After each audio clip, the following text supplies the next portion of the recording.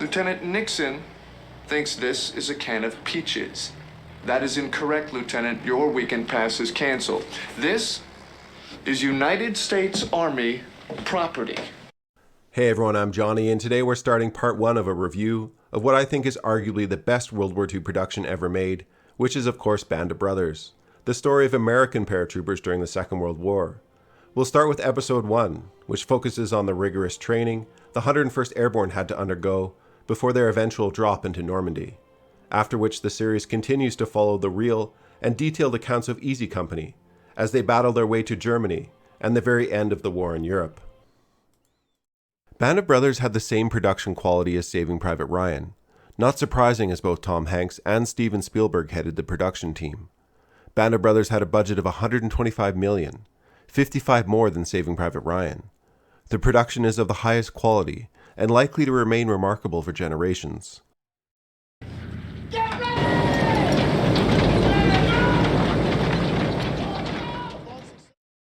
The foundation of the series is Stephen E. Ambrose's 1992 non-fiction book of the same name. There is compression and deviation from real events, mostly to suit the format of a miniseries, but it's one of the truest and most realistic tellings of warfare of any series or movie.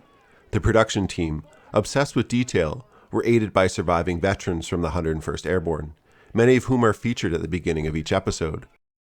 I never thought I'd get through D-Day, let alone the next phase or the next phase. I thought I was going to get killed instantly. Apart from consulting veterans, letters, official documents, and equipment experts were all used in the filming, which took place primarily in an impressive mock-up town in Hertfordshire, in southern England. Adding to the authenticity of the production was Dale Dye, one of Hollywood's best-known technical advisors for 20th century war films. Dale Dye is a Marine veteran of the Vietnam War. Not only did he provide technical expertise, but also organized the scaled-down basic training program the cast had to participate in for filming, to aid in realism. Ready! Go! Down! Up! Down! Up! For the series, Dale Dye also makes several appearances as Colonel Robert Sink, commanding the 506 Parachute Infantry Regiment. Sink turned down 2 promotions during the war to remain with the 506, sometimes referred to as the 50 Sink. Dale Dye is great in this role, though the real Colonel Sink was around 37 at the time. Now you fire up 2nd Battalion and outflank that French son of a bitch. Yes, sir. The story's main focus is Easy Company, 135 paratroopers in the 2nd Battalion of the 506 Parachute Infantry Regiment of the 101st Airborne Division. This small group of men would see some of the hardest fighting for American forces in the European theater. Now what company is this? Easy Company! Now what do we do? Do not help that man! Do not help that man! Episode 1 is the unique episode out of the 10, as it has no combat. It's the basic training episode. Training to be a paratrooper was no easy task. Paratrooper tactics were in their infancy for America in World War II. The men needed to be trained to be successful in this concept of behind-the-lines fighting that was still developing and highly dangerous. The Army recognized the danger and paid each man an extra $50. Most of these men had never set foot on an airplane. I don't know what it was, brought it up, but the guy giving the speech was saying, but you get paid $50 a month more. So that made it $100. Training at Camp Toccoa, Georgia was 13 weeks, followed by training at Fort Benning, where most men would receive their jump wings. Their training was as tough as shown in Episode 1, which highlights such real details as crawling through pig entrails to harden the men. Jesus, what the hell is this? Oh, that's big, that boy. Running Currahee Mountain was a regular occurrence. Ayo, Silver!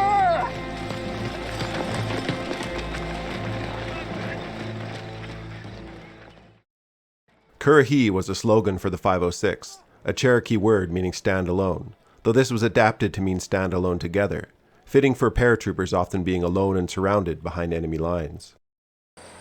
Change into your PT gear. We're running Currahee. Though Episode 1 has character development for a number of paratroopers, the episode's standout characters are Captain Herbert Sobel, brilliantly played by David Schwimmer, How in the name of God was he going to have the strength to fight the war? and Richard Winters, played by British actor Damian Lewis. Lieutenant Sobel does not hate Easy Company, Private Random. He just hates you. Captain Herbert Sobel was an unsteady leader, obsessed with perfecting Easy Company. Ultimately, his lack of commandability in the field would lose him Easy Company, and he would be transferred to running a jump training school.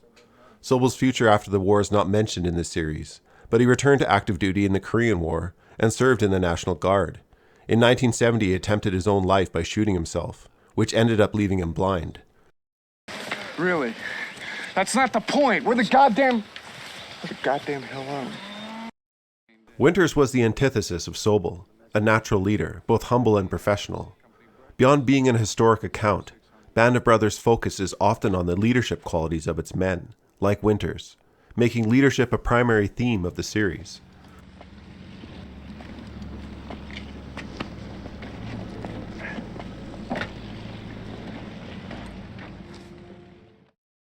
Sobel at times felt threatened by Winters' leadership, which is why he antagonized him.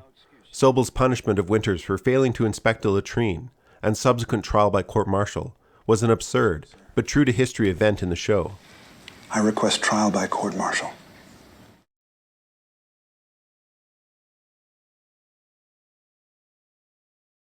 Sobel's treatment of Winters was somewhat ironic, as he was one of the few lieutenants who may have been professional enough not to undermine him while providing excellent tactical advice, without a dissenting attitude. We're in the wrong position. We're textbook position for ambush, sir. I think we should sit tight. Let the enemy team come into our killing zone. They're right out there somewhere. Let's just get them. Scenes like these show Winters' true conviction to the company. Winters was an intelligent officer who knew company cohesion and confidence mattered.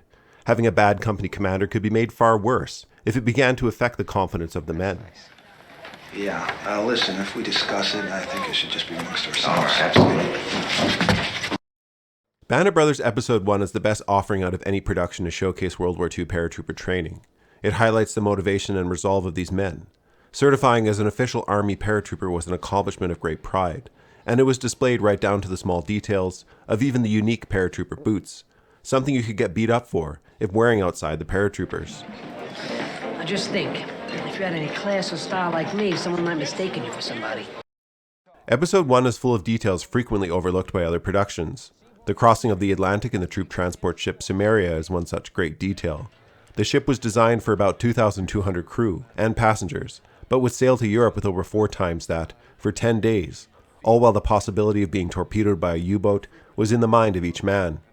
Winters wrote in his memoirs how he felt physically weakened by the trip due to the horrible conditions. This scene showing tension here is a nice realistic touch. Congratulations. Get your nose out of my face. Further details such as interacting with British locals adds realism. Americans and Brits were far more foreign to each other in the 1940s. Training on local customs was routine for American soldiers.